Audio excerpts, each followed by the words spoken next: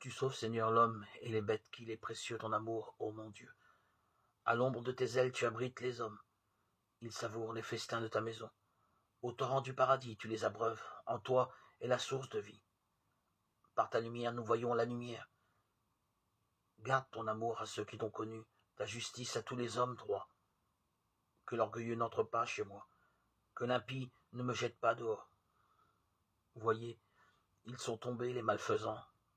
Abattus, ils ne pourront se relever. Comme Melchisédek, Jésus est ordonné sacrificateur indépendant de la loi donnée au mont Sinaï, Hébreux 5:6. Comme les sacrificateurs lévitiques, il a offert un sacrifice pour satisfaire la loi de Dieu en s'offrant lui-même pour nos péchés, Hébreux 7, 26-27. Contrairement aux sacrificateurs lévitiques qui devaient toujours continuer à offrir des sacrifices, Jésus n'a dû offrir son sacrifice qu'une fois et a obtenu ainsi la rédemption éternelle pour tous ceux qui viennent à Dieu par lui, Hébreux 9, 12. Un autre point important concernant le sacerdoce de Jésus est que tout sacrificateur doit être nommé parmi des hommes. Jésus, bien qu'il fût Dieu de toute éternité, est devenu homme de manière à pouvoir subir la mort et devenir notre souverain sacrificateur. Hébreux 2, 9. En tant qu'homme, il a subi les mêmes faiblesses et tentations que nous, afin de s'identifier personnellement à nos luttes. Hébreux 4, 15. Jésus, qui est plus grand que n'importe quel autre sacrificateur, est appelé notre grand souverain sacrificateur en Hébreux 4, 14.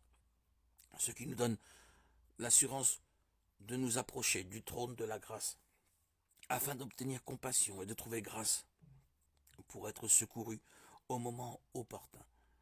Hébreux 4, 16.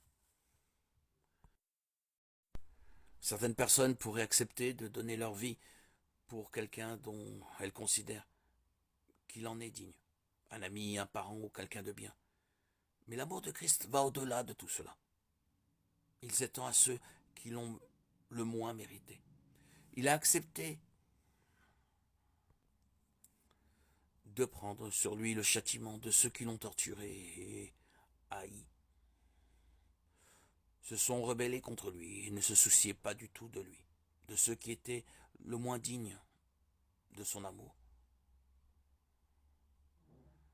Romains 5, 6, 8. Il a tout donné à ceux qui le méritaient le moins. Le sacrifice est l'essence de l'amour divin appelé agapé. Cet amour n'est pas humain, mais d'ordre divin.